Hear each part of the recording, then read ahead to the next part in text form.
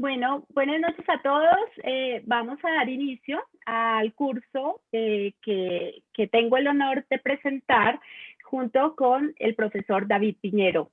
SARS-CoV, el nuevo culpable de ojo seco. Quiero contarles que este curso es organizado por la Universidad Antonio Nariño, Facultad de Optometría, y por IPEC, un instituto reconocido ampliamente en Latinoamérica, y tanto UAN como IPEC tiene un convenio de cooperación desde el año pasado donde estamos haciendo educación continuada. Entonces, para mí es un orgullo tener encuentro esta noche con tantos colegas y tantos invitados también de otras disciplinas. Gracias, Roberto, por permitirnos pues presentar a este maestro tan importante que es el profesor David Piñero. Bueno, les quiero contar un poco sobre el profesor David Piñero. Él es graduado en óptica y optometría de la Universidad de Alicante, es doctor en la universidad también, y él ha hecho una carrera profesional supremamente amplia. Es editor jefe del Journal de Optometría, que también tiene un ranking muy importante a nivel de las publicaciones en nuestra disciplina.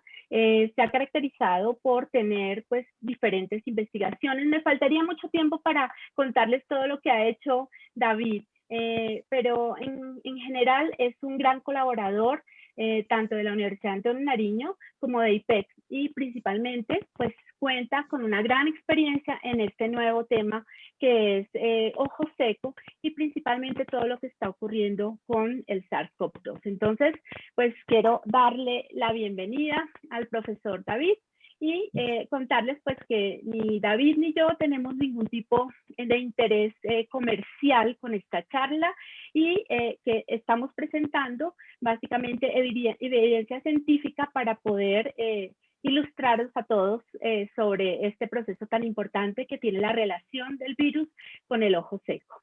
El tema en general vamos a abordarlo inicialmente con la participación de David sobre ojo seco. Posteriormente hablaré yo sobre la evidencia científica de SARS como un nuevo causante en ojo seco, cómo poder diagnosticarlo adecuadamente y las medidas de prevención, y al final realizaré algunas conclusiones. Así que, sin más preámbulo, quiero dar inicio entonces con la conferencia de David. Bienvenido. Bueno, lo primero, dar las gracias a Joana por la amabilidad y haber pensado en mi contribución en este curso, y también a Roberto por permitirme estar aquí. Bueno, hoy el tema que nos abarca es el ojo seco. Yo lo que voy a hacer, puesto que aquí la mayor parte de lo que es el desarrollo del tema vais a ver que lo va a hacer Joana, que es una grandísima experta, como sabéis, pero sí que me gustaría de entrada, sobre todo porque ella ya os va a hablar en un lenguaje mucho más especializado sobre el tema de las alteraciones asociadas al ojo seco en COVID. Sí que me gustaría que tuviéramos claro algunos conceptos básicos sobre ojo seco, y en ello vamos a trabajar. Vale, pasamos, para pasar la siguiente diapositiva. Perfecto. Bueno, todos sabéis cuál es la definición del síndrome de ojo seco. Acordaros que hay un grupo de trabajo que es el DIWS, es el Dry Eye Workshop, que hasta la fecha ha hecho dos grandes reuniones en las que ha definido los principales aspectos a considerar en la enfermedad del ojo seco. Inicialmente se definió el ojo seco como una enfermedad multifactorial de las lágrimas y la superficie ocular, que resultaba en síntomas de malestar, alteraciones visuales e inestabilidad de la película lagrimal, con daño potencial de la superficie ocular.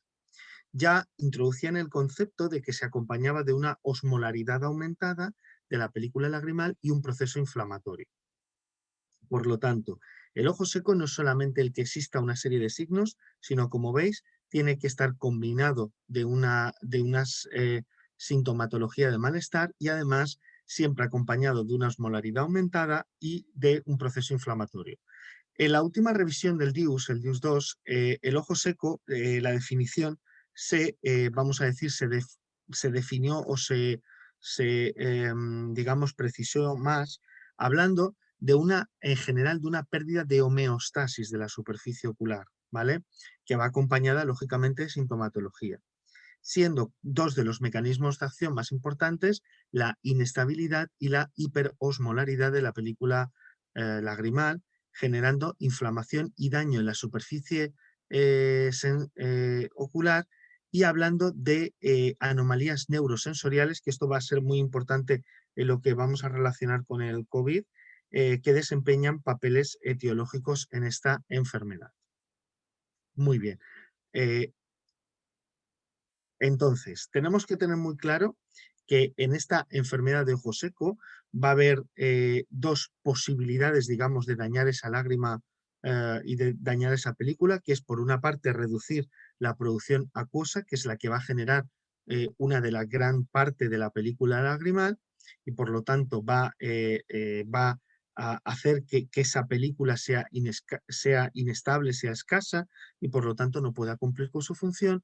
Y por otra parte, que tengamos un fallo de esa película lipídica que va a permitir que no se evapore esa capa acuosa, o quizás incluso podría pasar las dos cosas combinadas, lo cual pues evidentemente sería más severo. Pasamos a la siguiente.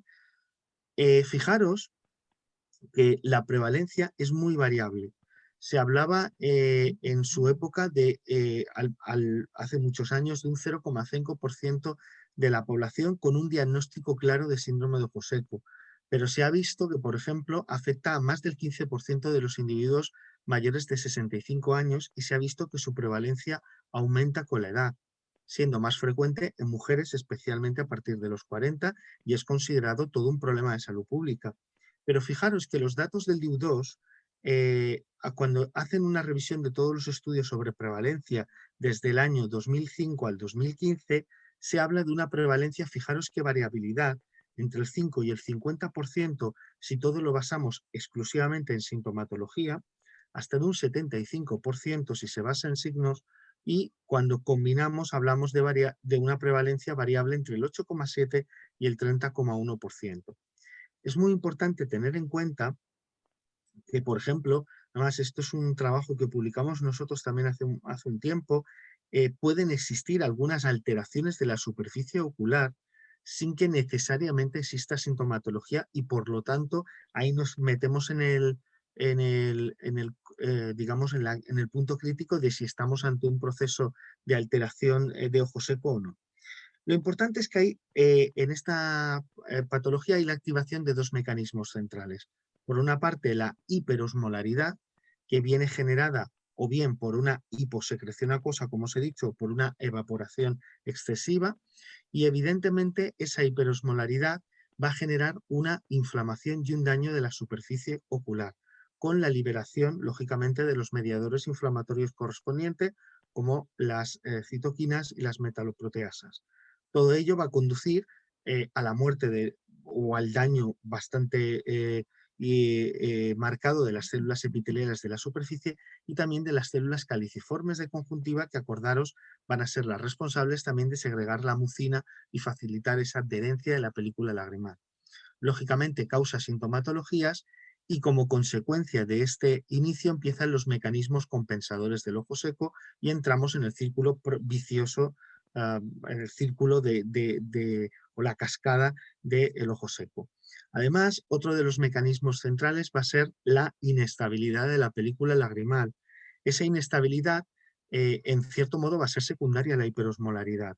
Lo que pasa es que a veces también puede ser el propio evento inicial, contribuyendo, por tanto, a la hiperosmolaridad de la lágrima. Por lo tanto, unas veces puede actuar como evento primario o como evento secundario.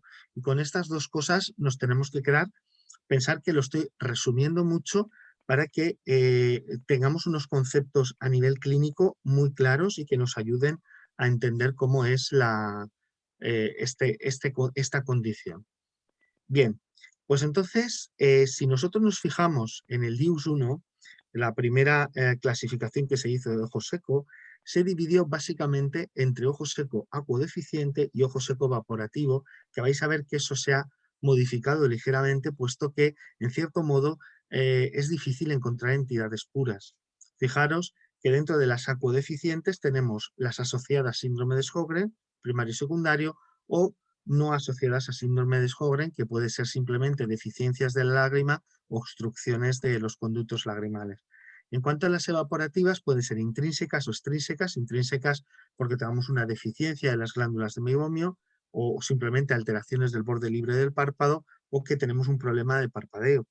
Mientras que las extrínsecas, pues la más conocida por todos vosotros es el porte de lentes de contacto. Pero bueno, también tenemos el uso de ciertas medicaciones o incluso deficiencias vitamínicas. Bien, ¿qué es lo que pasa en el IUS2? Lo que se hace es modificar ligeramente este cuadro. Si os fijáis, poniendo primeramente como primer escalón de esta clasificación el que sea asintomático y el que sea sintomático. Y dentro de cada uno vamos a ver si tienen signos de superficie ocular o no los tienen, ¿vale? Pero primero vamos a poner la sintomatología como factor crucial. En función de esos signos del ojo seco, de esos signos, perdón, de superficie ocular, vamos a clasificar, lógicamente, en condiciones, vamos a decir, mayormente acuodeficientes o principalmente evaporativas, pero existiendo un abanico, como veis, de componente mixto en el que pues podamos decir que la contribución hiposecretora acuosa o la contribución evaporativa pueda ser mayor o menor. Vamos a tener esa combinación. Bien, pero hay una cosa que a mí me preocupa cuando hablamos del ojo seco y es el tema del diagnóstico, puesto que muchas veces se aventura, y yo sé que aquí Joana os va a informar súper bien, ¿vale? Pero se aventuran a un diagnóstico precipitado de una condición que requiere utilizar una serie de pruebas. Vamos a ver qué pruebas son las que son necesarias para esa detección y caracterización del ojo seco. Lo primero, tenéis que tener en cuenta que en cuanto al ojo seco, principalmente hiposecretor, evidentemente va a ser producida por una deficiencia lagrimal acuosa, como hemos estado comentando. Sí que como condición exclusivamente, vamos a decir, aislada, suele ser algo de una menor prevalencia. De hecho, por ejemplo, el síndrome de Sjögren recientemente, la prevalencia en España, por ejemplo, se ha visto estar en torno a un 0,33%. ¿Cuál es la sintomatología del ojo seco hiposecretor? Pues hay unos síntomas que son inespecíficos, que son comunes a todos, que son la irritación, la sensación de cuerpo extraño y la quemazón. Lo que sí que llama la característica del ojo seco hiposecretor es el empeoramiento al final del día y suele ser, lógicamente, peor en situaciones de mayor evaporación lagrimal, como en ambientes con aires acondicionados fuertes, viento, calefacciones, etc. ¿Qué signos nosotros vamos a encontrar? Pues lógicamente una disminución de la producción lagrimal. ¿Cómo lo vamos a poder medir? Pues luego hablaremos del Schirmer y del menisco lagrimal. Pero además también hablaremos de un patrón de exposición conjuntival y corneal con, lógicamente, las tinciones que conocéis, además de una queratopatía filamentosa asociada. ¿Vale? Este sería el ojo seco hiposecretor, cómo nos lo vamos a encontrar. ¿De acuerdo? Bien, ¿qué pasa con el ojo seco evaporativo? Por esa evaporación lagrimal excesiva. Pues evidentemente la sintomatología va a ser similar. Vamos a tener una irritación, una sensación de cuerpo extraño, una quemazón, pero sí que es cierto que este tipo de pacientes suelen comportarse con unas quejas que reportan de mantenerse durante todo el día o quizás algo peor por la mañana.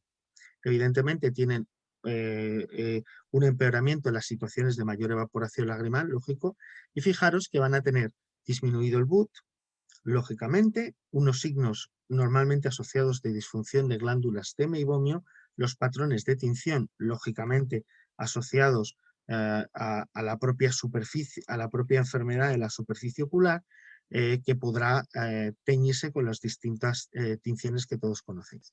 Vale, entonces, nos queda básicamente, por lo menos para nivel clínico, defendernos a grosso modo, ya tenemos muy claro, bastante claro lo que es cada cosa, ¿vale?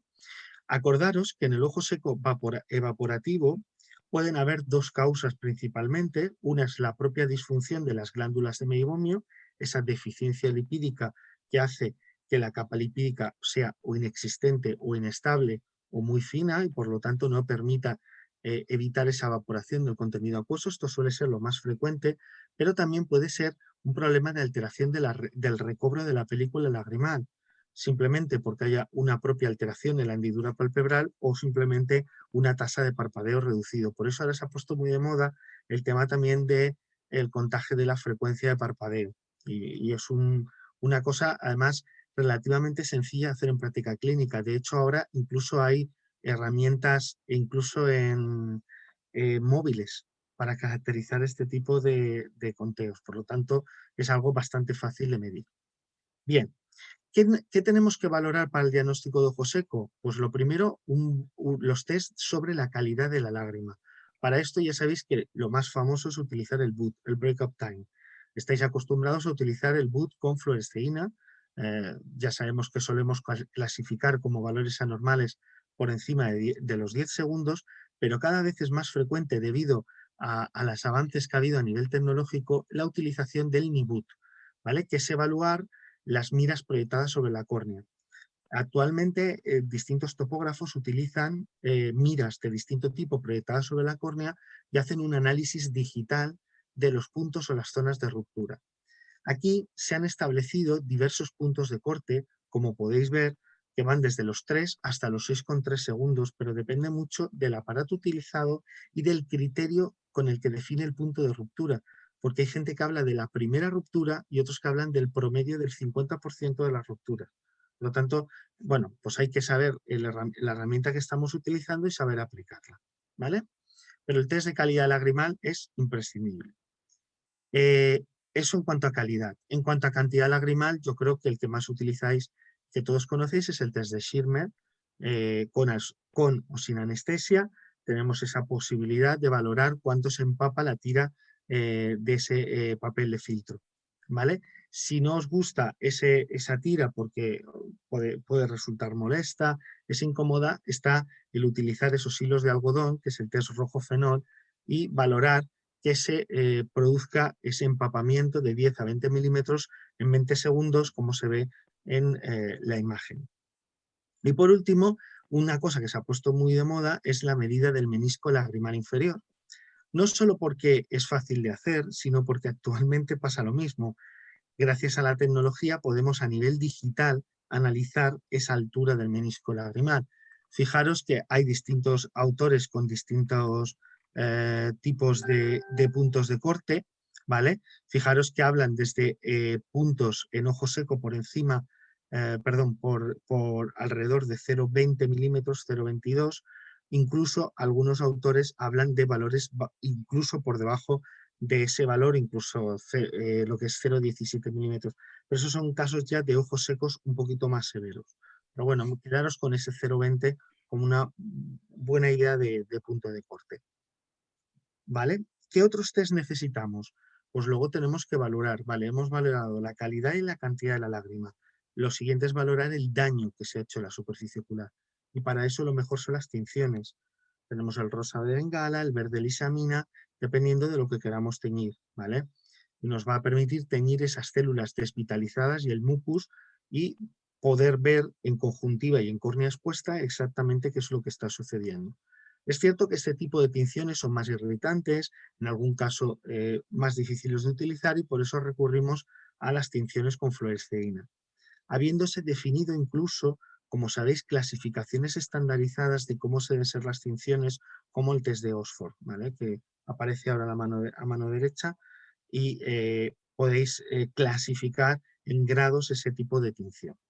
Y luego otra cosa que se ha puesto muy de moda, pasamos a la siguiente, es el tema de las escalas, ¿vale? Tenemos distintas escalas de gradación que nos permiten valorar distintos signos asociados al ojo seco, como la hiperemia, las propias tinciones, las disfunciones de glándulas de meibomio, el estado del borde libre del párpado, etcétera, ¿vale?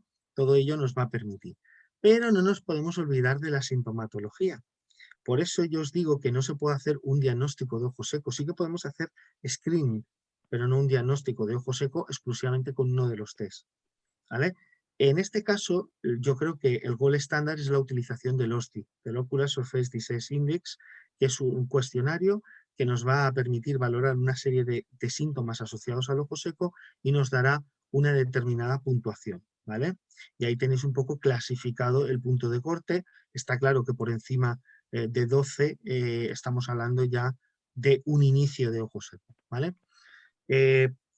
Esta herramienta es fácil de utilizar y existen otros cuestionarios que no he puesto, cuestionario de McMonnies, bueno, otros tipos de cuestionarios que también se podrían utilizar.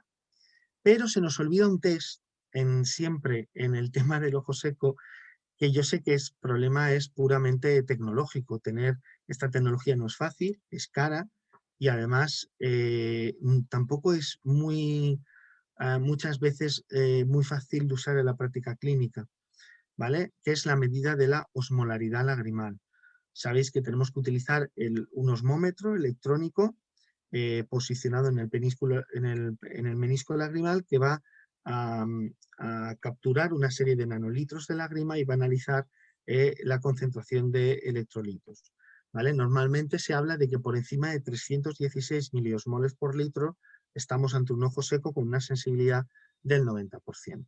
Bien, para terminar un poco, ya os he dicho, hacemos un resumen bastante claro, pero ahora vamos a intentar unirlo con lo que os va a hablar ahora Joana. ¿Por qué es tan importante el tema del ojo seco y por qué nos puede preocupar? Evidentemente porque es una enfermedad capacitante, nos puede perjudicar mucho, pero sobre todo porque tenemos unos factores de riesgo y en aquellas personas que tienen ese factor de riesgo tenemos que hacer pues, el cuidado y el seguimiento adecuado para evitar problemas. Dentro de los factores de riesgo sabéis que tenemos la edad, el propio género femenino, la presencia de disfunción de glándulas T, meibomio, el propio porte de lentes de contacto que va posiblemente a conducir a un ojo seco evaporativo, alergias oculares o sistémicas, algunas medicaciones como los ansiolíticos o los esteroides que también van a ser factor de riesgo para este tipo de condición. Y además tenemos la artritis, la enfermedad tiroidea. Todo este tipo de pacientes deberían de hacerse un examen de superficie ocular bastante completo, lógicamente ante la presencia de blefaritis anterior o deficiencia de andrógenos. Y por último, el síndrome de Sjögren, que ya hemos visto que es una causa del ojo seco, y la propia rosácea, algo que no es tan extraño y que afecta a un porcentaje de la población con una sintomatología de ojo seco muy importante. Pero se nos olvida uno que por desgracia, digo por desgracia porque está siendo una auténtica catástrofe, surge un nuevo factor de riesgo, que es el SARS, ¿vale? El COVID. ¿Qué es lo que está pasando con el COVID? A ver, hay diversas investigaciones científicas en los últimos años que intentan arrojar luz sobre qué pasa a nivel de superficie ocular y COVID. No me voy a meter mucho porque eso os lo va a explicar Joana, pero sí que destacaría 3 artículos que me parecen muy interesantes de este año 2020, del año pasado.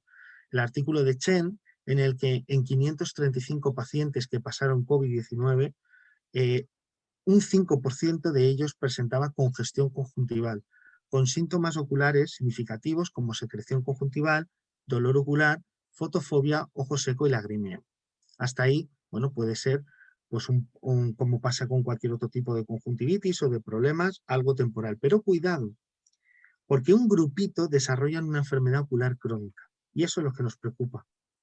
Principalmente conjuntivitis en un 6,2%, seroftalmitis, seroftalmia en un 4,5% de los casos y luego queratitis en un 2,6%.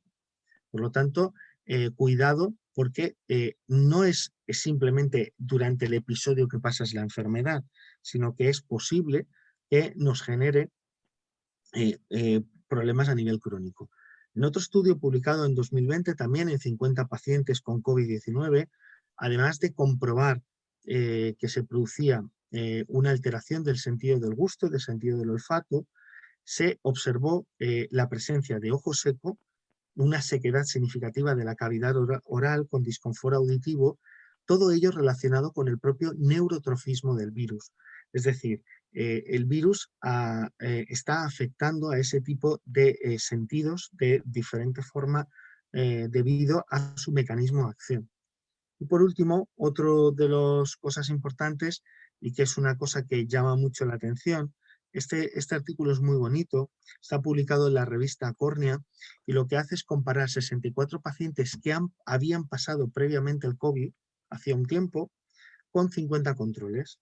Bueno, pues se pudo demostrar que, y no eran pacientes que muchos de ellos tuvieran quejas, pero fijaros que los pacientes post-COVID mostraban una puntuación OSDI mayor. Fijaros que estamos hablando, además aquí no os he puesto los números, pero es una diferencia significativa. Además de que se encontró una diferencia también a nivel del BUT. A su vez también unas diferencias a nivel del test de Schirmer y básicamente también a nivel de osmolaridad. Por lo tanto, cuidado. Y aquí os dejo con Joana y encadenamos con Joana.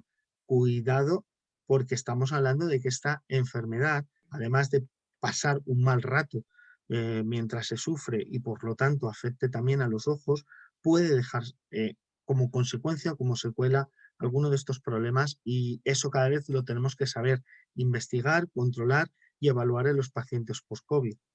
Y nada, esto era un poco lo que os quería comentar y ahora pues os dejo con Joana, que ella va a continuar con su magnífica charla, hablarnos de todo lo demás.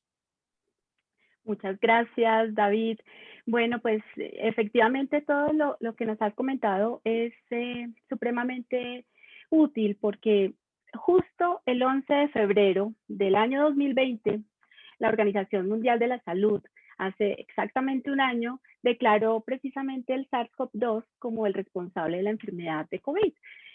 Y justo un mes después se ha declarado precisamente la pandemia por la alta propagación del virus. Y han sido muchísimos los estudios que han surgido a partir de todo este proceso que pues no esperábamos, pero la comunidad científica ha respondido explicándose y queriendo comprobar qué es lo que sucede a nivel inflamatorio, a nivel inmunológico, qué es lo que causa la fuerte enfermedad y sobre todo pues cuál es la naturaleza de este tipo de coronavirus que pues ya había tenido antecedentes con enfermedades anteriores. Entonces algo nos queda claro, muy importante.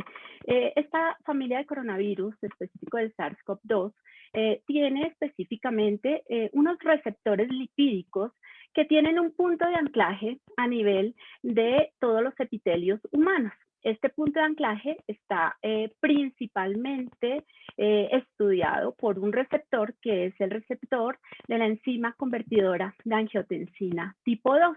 Este es uno de los principales receptores que está presente a nivel del cuerpo de nosotros los humanos, ¿cierto? ¿En dónde está presente? Está presente principalmente a nivel del tejido respiratorio, está presente a nivel del tracto oral, y está presente también en la conjuntiva. Entonces, ¿qué sucede? Realmente el virus con toda esta infraestructura externa que tiene hace un anclaje importante y allí también hay otro receptor que facilita precisamente este anclaje. Es una serina proteasa que se denomina la serina proteasa transmembrana tipo 2, pues se caracteriza por estas letras que ustedes ven aquí y ella facilita precisamente el anclaje hacia el receptor AC2 y a su vez a nivel de los epitelios pues sencillamente se empieza a dar todo el proceso de endocitosis viral.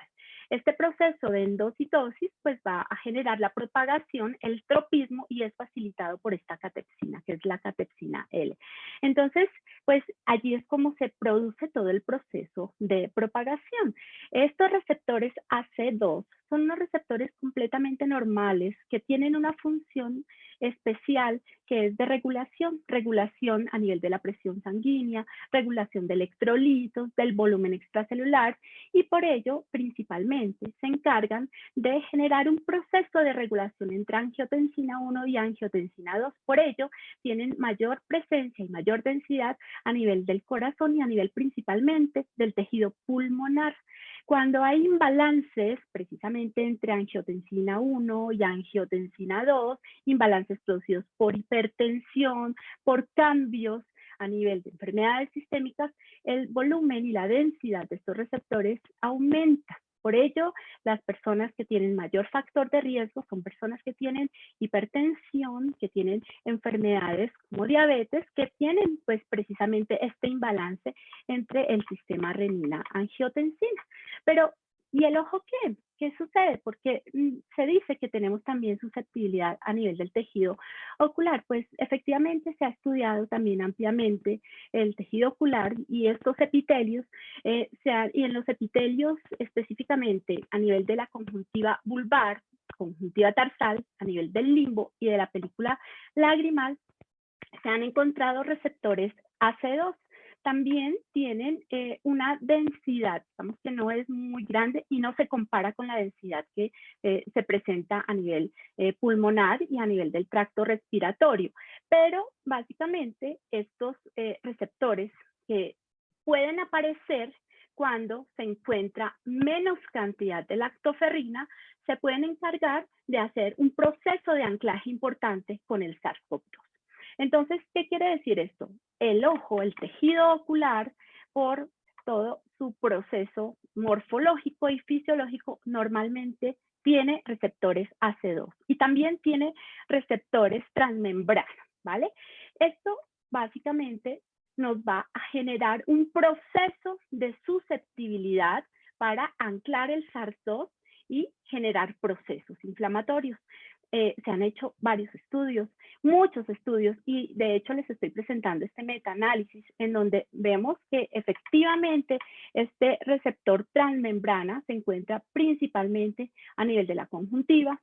El receptor AC2, aquí lo muestro, se presenta no solamente a nivel de la conjuntiva superficial, sino también a nivel de la conjuntiva basal, a nivel de córnea y a nivel del limbo. Vean la presencia comparada con otros órganos, es muy grande a nivel ocular, diferente, por ejemplo, incluso a otros tejidos como la cavidad nasal.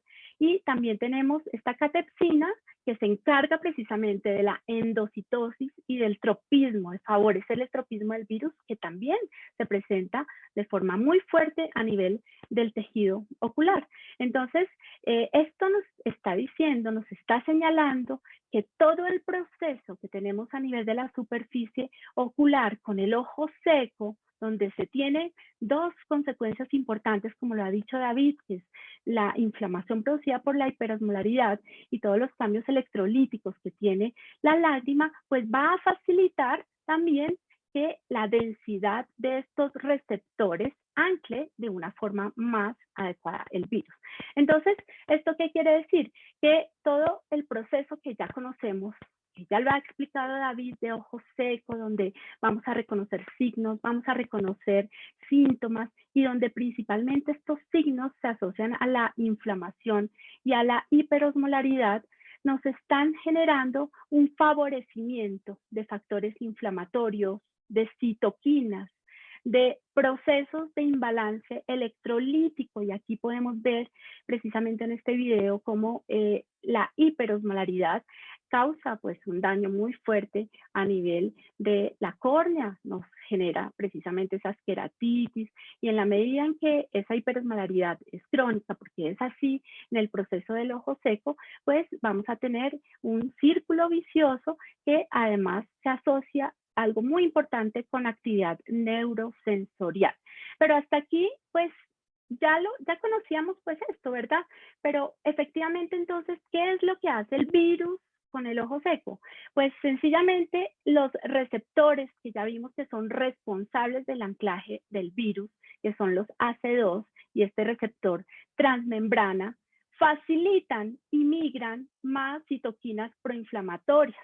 Y esto nos genera una liberación local de mediadores que se exacerban mucho más que en una enfermedad común de ojo seco. Es decir, que la sola presencia del virus, donde hay estos receptores en superficie, me aumentan toda la movilización de estas citoquinas proinflamatorias, haciendo perder precisamente la homeostasis. Y aquí hay algo muy importante, específicamente los receptores AC2, el aumento, la sobreexpresión de estos receptores, pues también señaliza dos interleuquinas que tienen que ver muchísimo con la patología del ojo seco, que son la interleuquina 1 y la interleuquina 6. Por ello, decía David en los reportes que se presentan también de la literatura, que algo que se caracteriza y se asocia mucho con el COVID-19 es precisamente la queratitis, y la queratitis es generada por esa sobreexpresión de interleuquina 1 principalmente. La mayor sintomatología, porque cuando una persona tiene COVID empieza a experimentar una serie de síntomas oculares muy parecidos a los del ojo seco, es decir, es ojo seco, pero de otra manera, y se profundizan, se vuelven crónicos y parece que nunca terminaran, y esto es producido también por esta sobreexpresión principalmente de la interleuquina tipo 6. Entonces, aquí esto es básicamente causado por un acople que hay entre estos receptores y todo nuestro sistema nervioso. Cuando hay ojo seco de por sí, pues hay una exposición de estas terminaciones nerviosas. Específicamente, esto sobreexpresa una sustancia P, unos neuropéptidos que causan el proceso inflamatorio, y esto además, específicamente a nivel de las terminaciones, nos aumenta la cantidad de un neurotransmisor muy importante, que es la 5-hidroxitriptamina, responsable de reducir las secreciones de meibum, las secreciones de mucina, las secreciones a nivel glandular. Entonces, con el tiempo, esta sobreexpresión, que inicialmente produce lagrimeo, pero posteriormente puede producir esta sequedad tan profunda, pues está muy asociada a todo este movimiento de estos receptores específicos. Algo también importante es que con toda esta cascada que estoy explicando muy ligeramente, pues se da algo muy interesante, y es que las células T, los linfocitos T, que son los responsables de producir inflamaciones de tipo crónica, alteran una función muy importante, que es la función de los nociceptores. ¿Y eso qué tiene que ver entonces con nuestra enfermedad de ojo seco? Pues tiene mucho que ver, porque resulta que a nivel del margen palpebral, a nivel de las glándulas de meibomio, a nivel de los epitelios, principalmente el epitelio conjuntival, el epitelio corneal y en el limbo, hay millones de nociceptores. Estos son los nociceptores que nos producen esa sensación precisamente cuando estamos en el frío, cuando estamos en el sol, cuando tenemos alguna partícula, por mínima que sea, la sentimos inmediatamente. ¿Y qué nos produce? Lagrimeo, ¿cierto? Nos produce rápidamente también un parpadeo reflejo. Entonces vean cómo esta sobreexpresión causada por estos receptores que acoplan al SARS van a sobreexpresar estos nociceptores. Y esto básicamente se da por todo un reflejo nervioso del quinto par.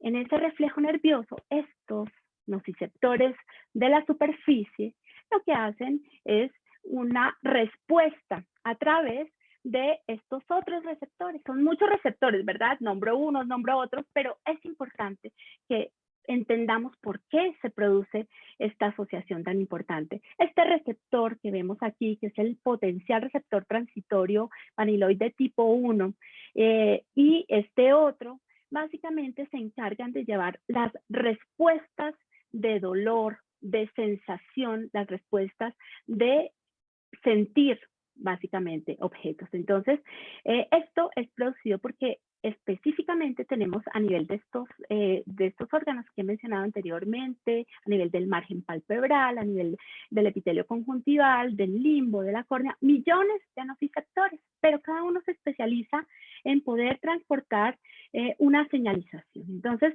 los polimodales sencillamente ellos reaccionan a cualquier situación del medio ambiente, ya sea mecánica, ya sea de temperatura, ya sea físico-química, inmediatamente nos va a producir una señalización a través del quinto par y vamos a sentir rápidamente. Los termorreceptores del frío, pues cuando salimos a un ambiente frío, inmediatamente también vamos a tener una reacción, y obviamente cuando tenemos algo mecánico, están los mecanonociceptores, que por eso nosotros cualquier tipo de cuerpo extraño lo sentimos profundamente, ¿cierto?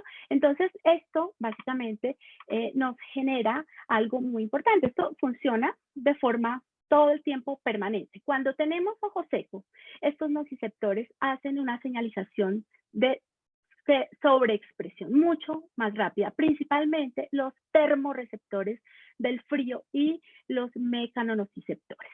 Entonces es por ello que cuando tenemos ojo seco, tenemos también una sensación muy fuerte con el frío. ¿Qué sensación precisamente se tiene con la señalización de estos nociceptores?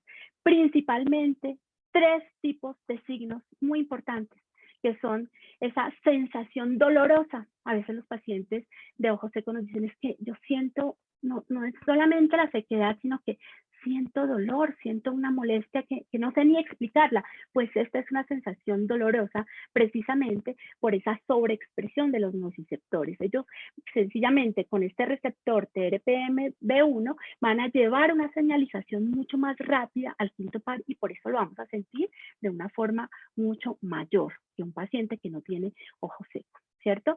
También hay una sensación muy importante que es lagrimeo, un lagrimeo frecuente, principalmente, vean ustedes aquí, cuando hay procesos inflamatorios.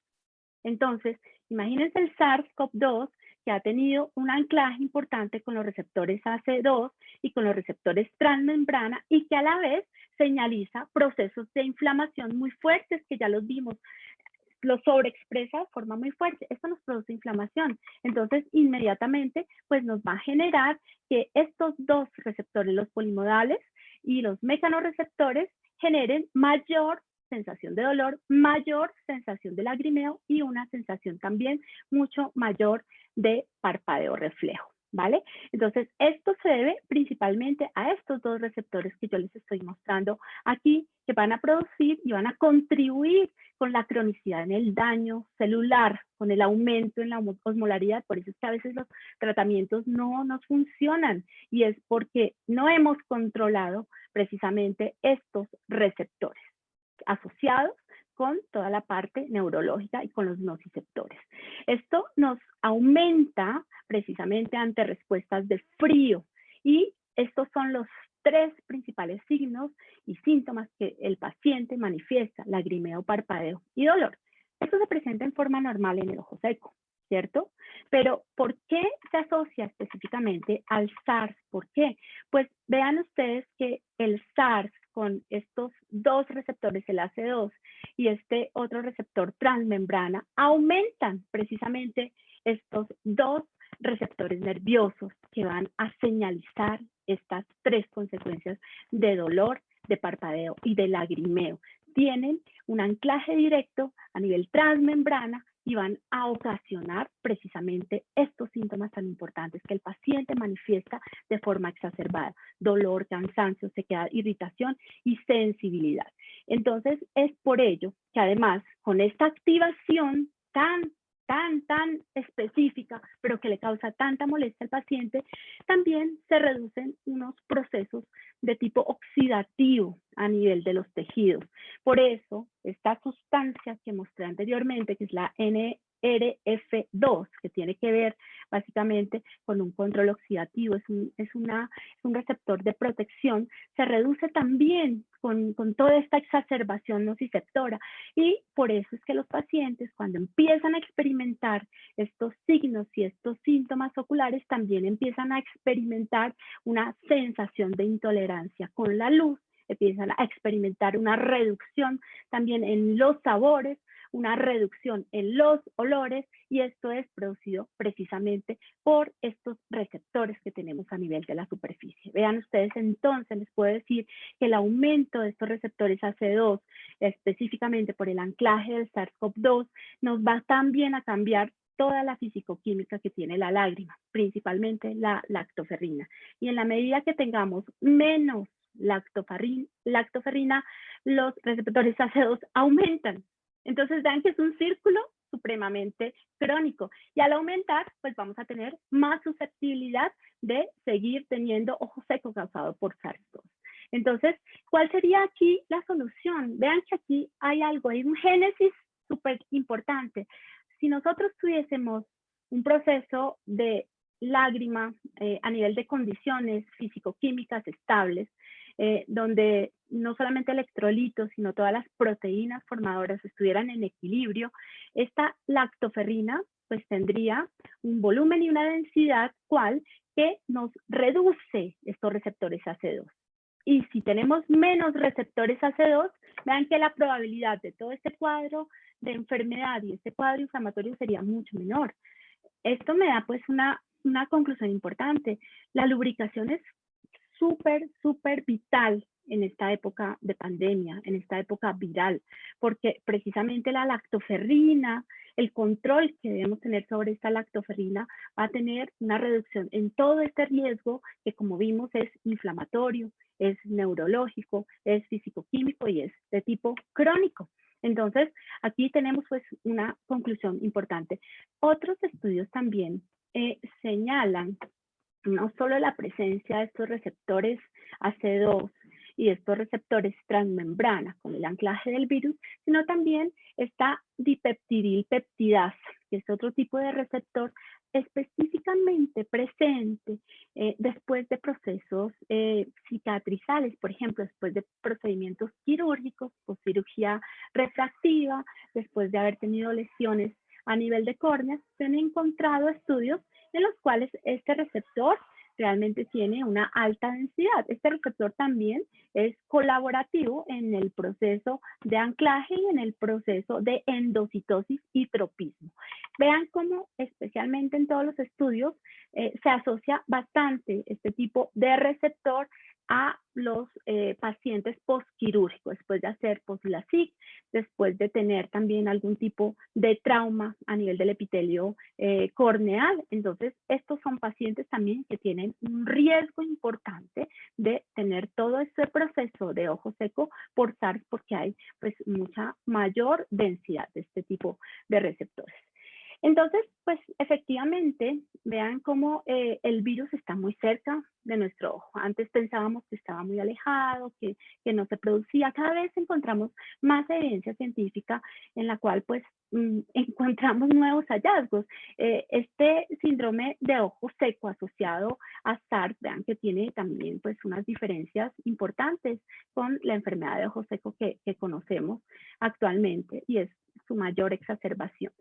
Algo también interesante es que como los receptores AC2 están no solamente a nivel del tejido conjuntival, sino que se han encontrado a nivel de la lágrima, pues se puede producir también una exacerbación, una transmisión a nivel sistémico por el conducto lacrimonasal. Sin embargo, los estudios revelan que esta situación no se presenta comúnmente. Entonces, el hecho de tener un anclaje efectivo del virus con nuestro ojo no significa que vamos a tener mayor potencialidad de tener una transmisión a nivel de nuestro tejido respiratorio y de tener como específicamente la enfermedad y que inicie por el ojo. Puede ser una consecuencia del virus, pero no puede ser, digamos, la causa específica según los reportes que se han hecho a nivel de todo este año de aprendizaje con la pandemia.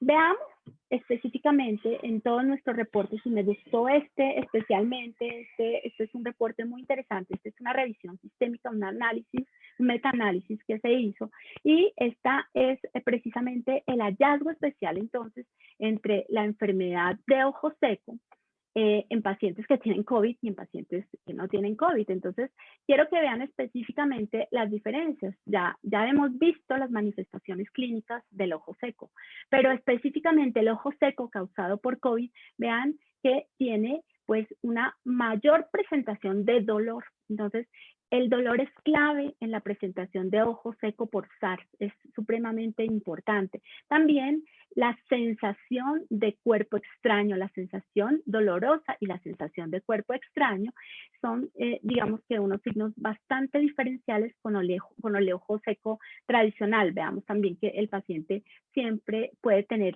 una sensación también de prurito. El hecho de tener pues principalmente estos receptores y esta proliferación inflamatoria específicamente, la exacerbación de las metaloproteínas, la exacerbación de los linfocitos T, nos puede dar una consecuencia pues fatal a nivel de nuestro tejido corneal a largo plazo.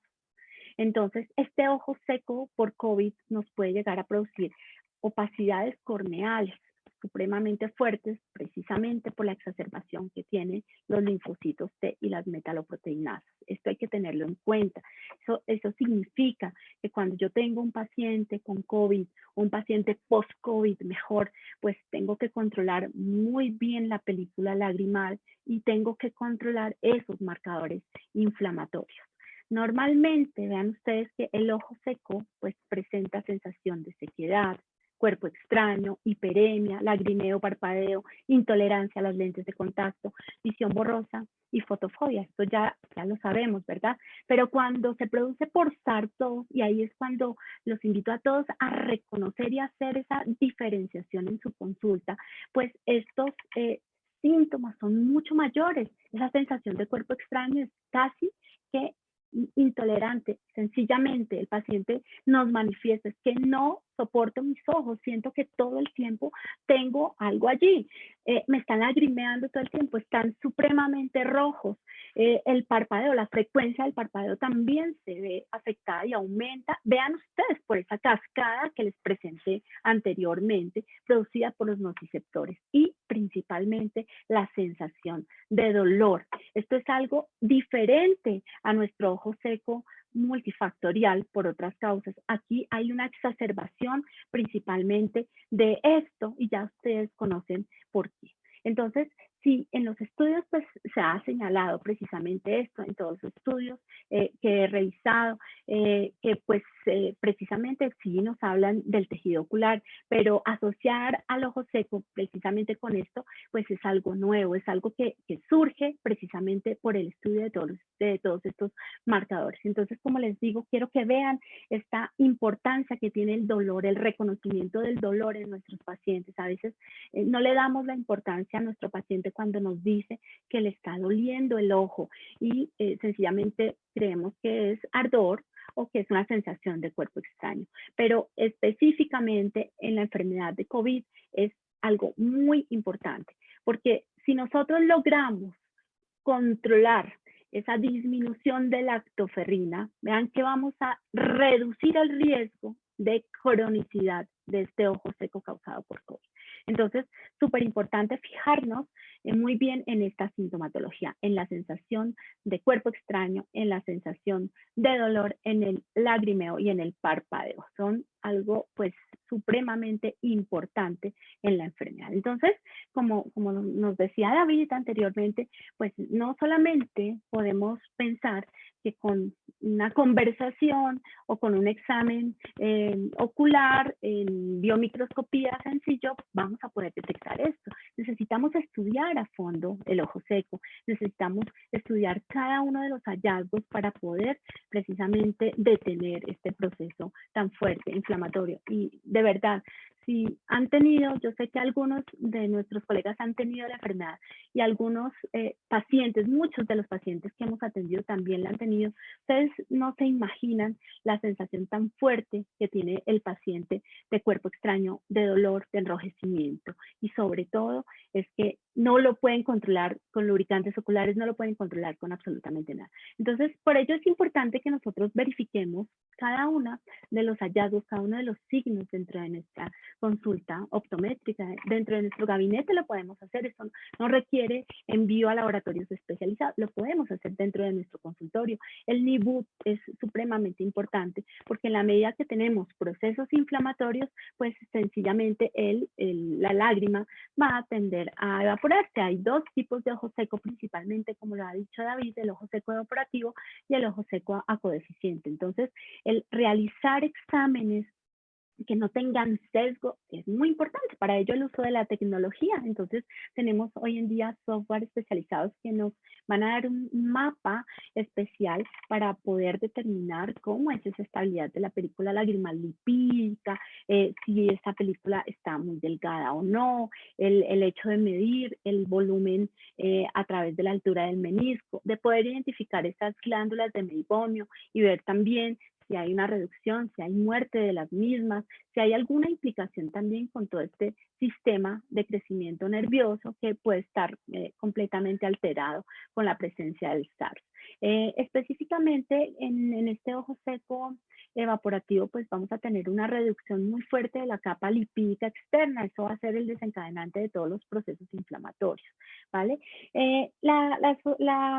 Academia Americana de Oftalmología hace un año nos decía, bueno, ok, estamos estudiando todo este proceso y vemos que sí, que además de esto que hemos visto el día de hoy, pues lo que primero se conoció es que podía haber un riesgo de que el virus permaneciera a nivel de la superficie ocular y efectivamente se han encontrado 5% de hallazgos y pues muchos más estudios, específicamente estudios hechos con la PCR, donde efectivamente vemos que la lactoferrina está en reducción y esto nos ayuda precisamente a que el proceso de inflamación y de transmisión y tropismo se dé de forma mucho mayor. Muchos estudios han hablado sobre el tema ocular, pero principalmente, además del ojo seco, también hay un hallazgo importante y son las conjuntivitis.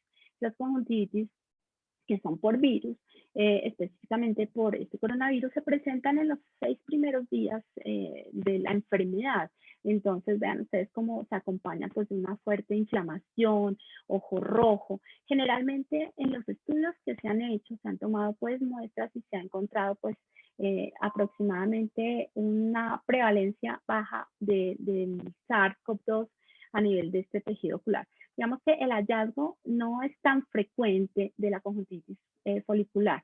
Hay estudios que tienen menor cantidad de muestra y nos muestran pues una mayor prevalencia, pero en general hoy en día se puede decir que menos del 10% de conjuntivitis folicular se desarrolla con el SARS-CoV-2. ¿Vale? Algo también muy importante a tener en cuenta que puede llegar a exacerbar toda esta enfermedad de ojo seco por SARS-CoV-2 es el uso de lentes de contacto. No por el lente de contacto, sino precisamente por la relación que hay del lente de contacto con la superficie ocular. Cuando se tienen antecedentes de inestabilidad de la película lagrimal, antecedentes inflamatorios, y se coloca una lente de contacto, pues es muy, muy seguro que esa película lagrimal se va a evaporar de forma más rápida. Es decir, que vamos a tener una sequedad asociada al lente de contacto por unos factores predisponentes. En estos casos, pues vamos a tener mayor susceptibilidad porque estos receptores, como lo mencioné anteriormente, pues van a estar en aumento. Entonces, hay que tener en cuenta esto. Los lentes de contacto no producen SARS, ¿vale? Los lentes de contacto tampoco van a aumentar por sí solos estos receptores AC2 o los receptores transmembrana, pero cuando hay un antecedente, como es el ojo seco, y se colocan lentes de contacto, sí que lo va a hacer. Entonces, por eso es muy importante controlar la película lagrimal, controlar la superficie, controlar la inflamación previo al uso de lentes de contacto.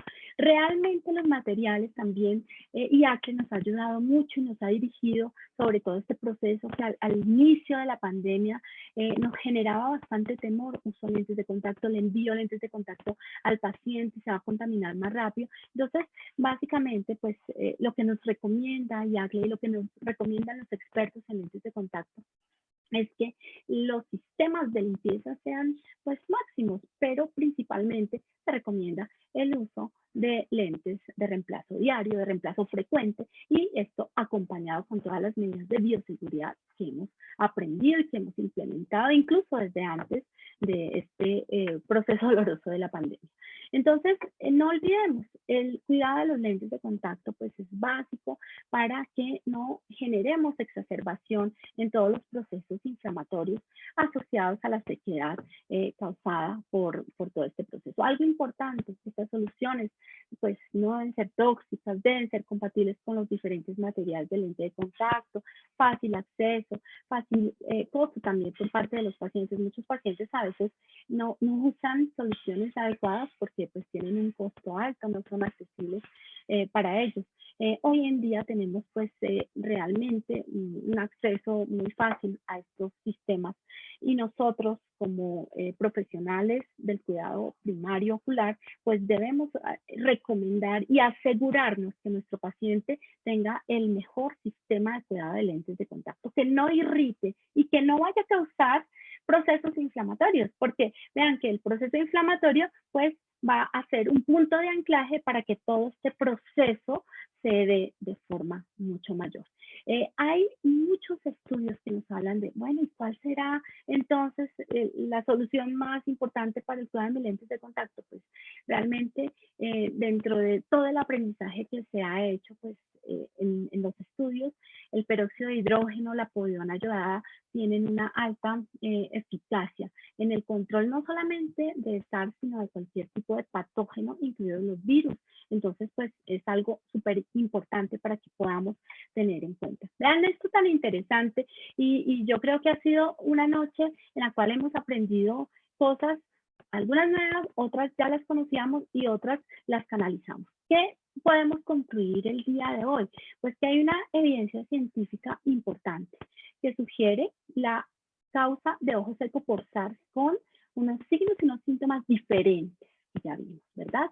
Los signos también nos hace falta estudiar mucho sobre estos signos específicos al SARS. ¿Será que la osmolaridad está cambiando? ¿Será que adicionalmente las tensiones también se ven completamente diferentes a un ojo seco multifactorial? Esto nos hace falta estudiarlo y los invito a todos a que nos pongamos a estudiar un poco más el ojo seco. Vean que tenemos aproximadamente en Latinoamérica un 63% de prevalencia a nivel de ojo seco.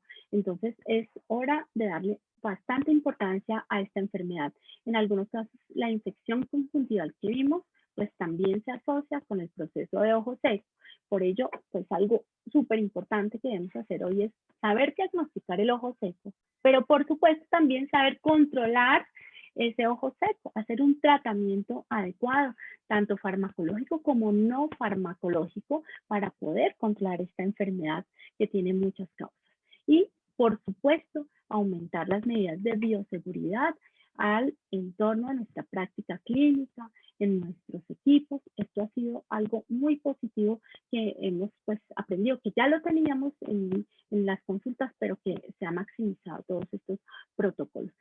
Por ello, pues y ya para finalizar, y agradezco a David que ha estado aquí ya en España, es mucho más de la medianoche, pues los quiero invitar a todos a que entendamos, estudiemos y analicemos un poco más esta enfermedad de ojo seco. No es algo aislado, no es algo para médicos, es algo que nos compete a todos por nuestra profesión. Entonces, súper importante este curso que estamos lanzando el día de hoy de experto internacional en innovación y tecnología en ojo seco, donde les vamos a enseñar el paso a paso del diagnóstico de esta enfermedad y además pues ustedes van a ver cómo se utilizan estos equipos que vimos, cómo se analiza cada uno de los hallazgos, la película lágrima lipídica, el espesor, la osmolaridad, todo esto lo vamos a ver, pero además nos vamos a enfocar también en tratamientos, en nuevas terapias que son fundamentales y están a nuestro alcance. ¿Y esto para qué? Para que lo podamos implementar en nuestra práctica clínica. Si hacemos una práctica clínica diferencial, vean este momento tan importante que está sucediendo en el mundo y vean que esto que estamos hablando hoy, este ojo seco, es algo que cada vez tiene mayor y mayor afectación. Entonces, esto nos invita como profesionales de la salud a dar respuestas a nuestros pacientes y a otros pacientes porque esta enfermedad realmente va en aumento. Entonces, los quiero invitar a que se matriculen a este curso y les quiero dar las gracias por permanecer este día de hoy conectados. De verdad que hemos tenido pues una audiencia bastante amplia. Este es mi correo electrónico. También pues hemos estado registrados aquí a través de la plataforma del PEC. Cualquier tipo de pregunta, duda, con todo gusto estamos aquí para responderles. Muchas gracias a todos.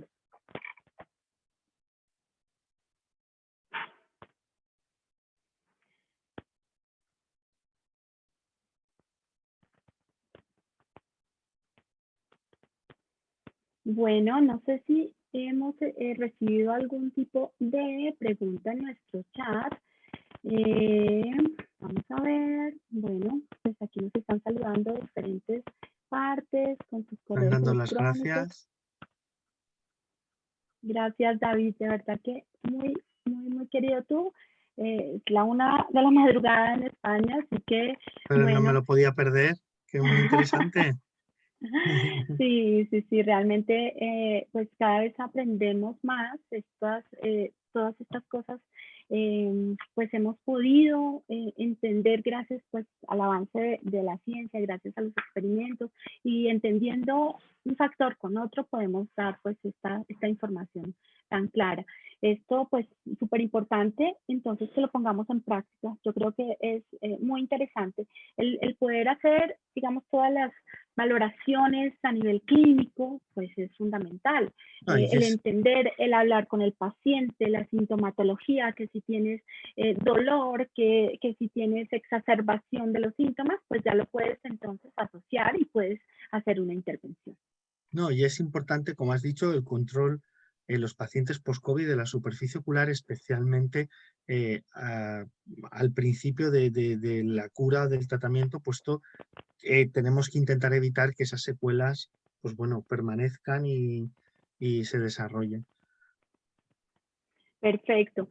Bueno, pues muchas gracias a todos. De verdad que nos encanta estar aquí conectados, que todos hayan permanecido en esta aula. No sé, Roberto, si quieras agregar algo ya para finalizar esta noche.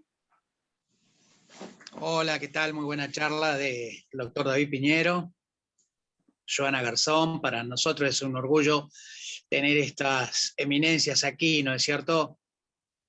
Y gracias a David también doblemente por estar, como dijo la doctora Joana, a la 1 de la mañana de España, estar firme acá, ¿no es cierto? Así que muchísimas gracias a los dos. Pues muchísimas gracias a vosotros por contar conmigo y nada, y que siga todo bien. Mucha salud a todos. Muchas gracias, David. Claro que sí, así será. Vamos a seguir cuidándonos. Voy a hacer una respuesta de Virginia que nos dice desde México, bueno, solamente los lubricantes no son suficientes para aliviar el ojo seco. ¿Qué otro tratamiento asociado nos pueden comentar?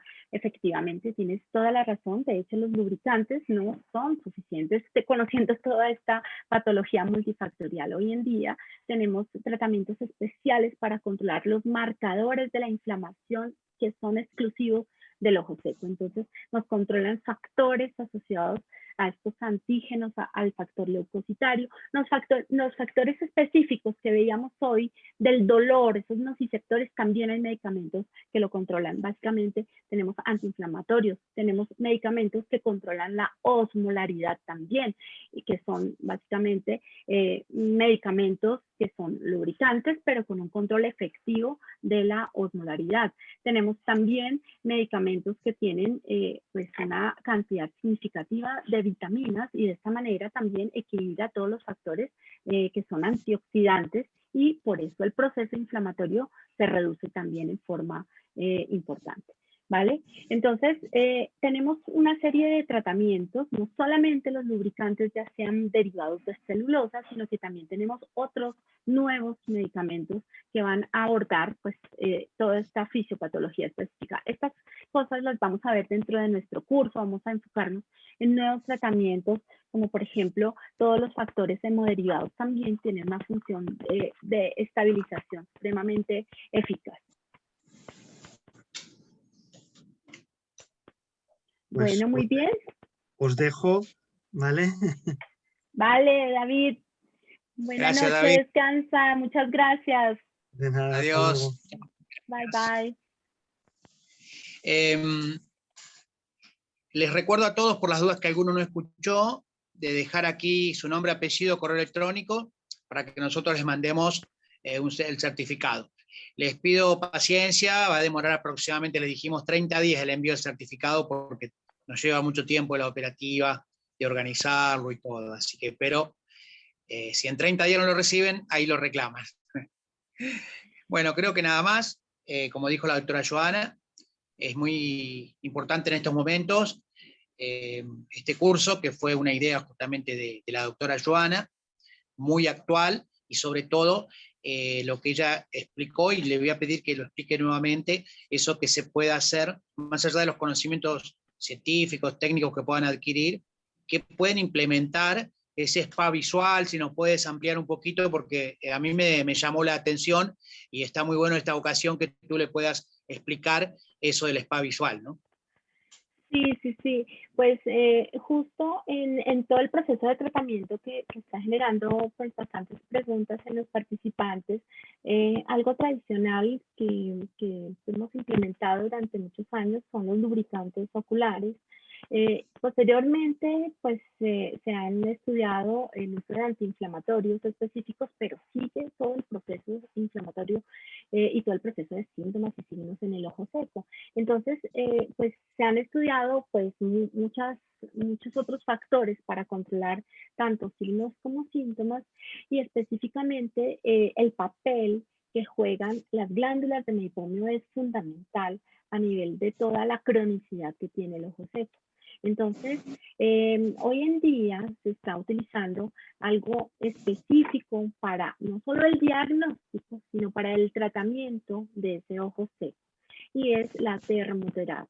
La termoterapia, que pues antes la hacíamos manualmente, con de pronto una compresa caliente, hoy en día tiene toda una estructura supremamente importante y efectiva, especialmente para esos pacientes que tienen ojo seco evaporativo. Entonces, tenemos específicamente un tratamiento basado en masajes, basado en temperatura para las glándulas de meiomio. Otro tratamiento también basado en procesos de higiene a nivel del margen palpebral. Otros tratamientos basados en luz pulsada, específicamente también para esta zona. Esto pues amerita el uso de nueva tecnología. Hoy en día a nivel de Europa y en Estados Unidos y ya en Latinoamérica se han implementado entonces especialmente centros exclusivamente de tratamiento para esta enfermedad de ojo seco, donde el paciente, al ser diagnosticado con una enfermedad crónica, requiere también un tratamiento especial que, como ven, las lágrimas artificiales no van a cumplir una efectividad asociada. Entonces, estos centros especializados buscan mejorar la calidad de producción de las secreciones a partir de métodos mecánicos, a partir de métodos que son térmicos y a partir de luz pulsada. Entonces, de esta manera se han creado los spas para mejorar toda la salud de la superficie ocular. En el spa, ¿qué vamos a tener? En el spa, pues vamos a tener un manejo específico de las glándulas de meibomio, vamos a tener especialmente una terapia para el margen palpebral supremamente importante y se está usando mucho la luz pulsada que promueve colágeno, pues reduce todos los factores inflamatorios, aumenta los factores antioxidantes y de esta manera se recupera la salud. Evidencia científica muy alta, les cuento, muy alta. Estos nuevos spas pues significan que nosotros cambiamos nuestra lógica a nivel de nuestro diagnóstico de ojo seco. Vean que la enfermedad de ojo seco amerita realmente una serie de herramientas diferenciales, algo que realmente me pueda a mí decir en dónde está la enfermedad, cuál es el marcador que yo debo controlar, ¿cierto? El diagnóstico no se hace dentro de la consulta cotidiana de optometría, se debe hacer un tratamiento especial y un diagnóstico especial. Entonces, la invitación que les quiero hacer con este curso es que ustedes amplíen sus horizontes a nivel de su ejercicio profesional y puedan, además, a todo lo que hacen tan maravilloso en optometría, en cuanto al diagnóstico, al tratamiento de alteraciones motoras, visuales, al uso de lentes de contacto, vean que este segmento tan importante de la superficie ocular y del ojo seco es una super alternativa para que podamos darle solución a nuestros pacientes, a todos los síntomas que están teniendo nuestros pacientes, sobre todo en este momento. Una situación importante no solamente es la presencia de SARS-CoV-2, sino también el uso de los dispositivos por la cuarentena y por el confinamiento. Todo el tiempo estamos conectados, ¿cierto? Y todo el tiempo estamos con nuestro sistema visual expuesto a brillo, a luces y a disminución del párpado. Esto acentúa esta enfermedad de ojo seco. Entonces, creo que no se nos había presentado un momento así tan fuerte como para poder intervenir. Entonces, el centro especializado de ojo seco no solamente te va a permitir tener competencias para hacer un diagnóstico de la enfermedad, comprender cómo se usan los equipos, comprender qué tecnología deberías tener, sino que también te va a permitir que puedas implementar un proceso de tratamiento que no sea restrictivo, porque sabemos que la normatividad en diferentes países es completamente diferente. Entonces, tenemos básicamente algo que es de tipo no invasivo, ¿cierto? Tenemos también equipos que son a nuestro alcance. Y algo también importante es que durante este curso no solamente les vamos a contar qué es lo que ustedes deben tener, cuánto les cuesta, sino también cómo hacerlo.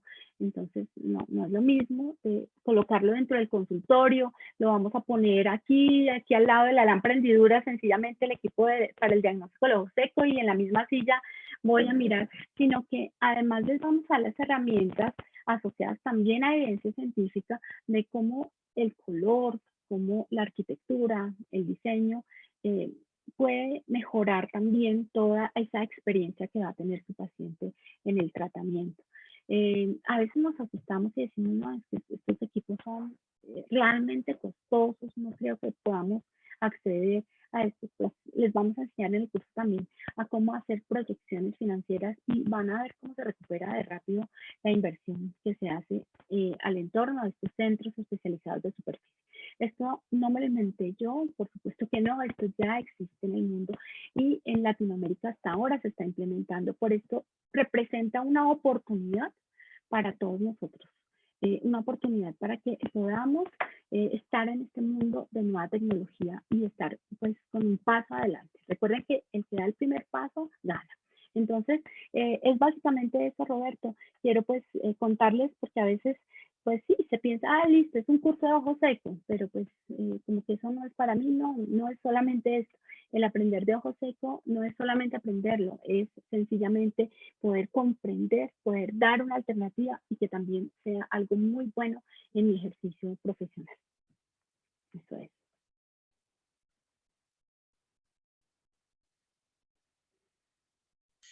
Lo único que yo puedo agregar es algo de la parte comercial. Todavía hay un descuento hasta el 15 de febrero por pago contado del 10%, y también tienen la posibilidad de pagarlo en 3 veces al inscribirse, al 27 de febrero y al 27 de marzo. Bueno, después reciben el certificado también, eso, con consignaciones en los países, como está en la página, para que ustedes puedan ver la información donde se inscribieron a esta conferencia. Debajo están todos los datos del curso, el programa, los profesores y cómo inscribirse y los aranceles, lo que yo le estoy diciendo, ¿verdad? Así que bueno, también estamos a disposición. Si alguno está muy interesado y bueno, podemos escuchar algún problema a alguien, ¿no?, que le interese mucho el curso, porque nos interesa también ayudarlos a darles una mano justamente para que puedan tener mayores herramientas para poder afrontar, bueno, la situación que estamos pasando todos, ¿no? De mi parte nada más, agradecerte, Joana, nuevamente. Muchas gracias, Roberto. Pues también voy a responder un mensaje adicional de México, de un colega que nos pregunta, bueno, y entonces, ¿qué otras consecuencias en el globo ocular? Pues hay muchas que aún no conocemos, que aún desconocemos. Pues esta del ojo seco claramente, pues es una, ¿no? Es un ojo seco diferente, un ojo seco exacerbado principalmente, con dolor, con una sensación de intolerancia a la luz, una sensación crónica, ¿vale? Y algo importante que está sucediendo no solamente en superficie ocular, sino a nivel vascular de nuestro ojo, se asocia específicamente con la relación que tienen estos receptores de los cuales yo les he hablado y un factor de coagulación. Entonces está muy también descrito en la literatura procesos de vasculitis, vasculitis venosa, vasculitis arterial, que se puede asociar a ciertas zonas de isquemia a nivel coroidal. Vamos a tener cambios en la visión, vamos a tener en algunos casos hemorragias, en otros casos isquemias. Entonces, el examen del fondo de ojo en pacientes COVID, post-COVID, es también fundamental.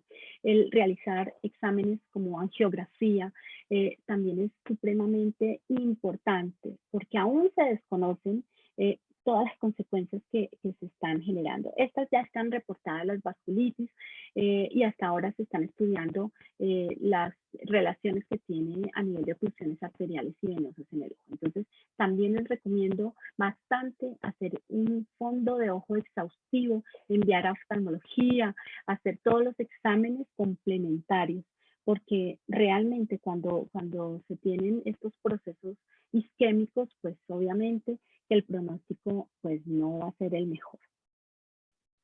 Bueno, pues nada, muchas gracias a todos, muchas gracias Roberto. Yo creo y con la mayoría seguramente nos vamos a ver el 27 de febrero que inicia este curso. Hemos escogido los sábados para poder hacer el análisis durante todo un día de ciencia. Tenemos invitados fabulosos, así como nos ha acompañado esta noche un experto de expertos maravilloso que es el profesor David. Tenemos también otros expertos que trabajan todo el día con láser, que trabajan todo el día con párpados en SPAS, que nos van a contar su experiencia, nos van a enseñar a hacerlo. Tenemos expertos en Colombia, la doctora Sandra Ortiz, tenemos un arquitecto, un diseñador especial en interiorismo, en arquitectura de consultorios específicos de optometría. Entonces va a estar fabuloso, va a estar de lujo. Entonces no se lo pierdan, nos vemos la próxima, en 2 semanas realmente, ¿vale? Un saludo para todos, cuídense mucho.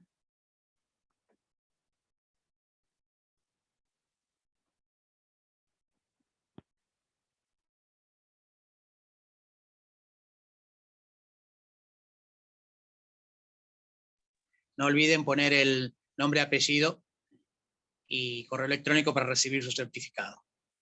Buenas noches, gracias doctora Joana, muy amable. Muchas gracias. Chao, chao.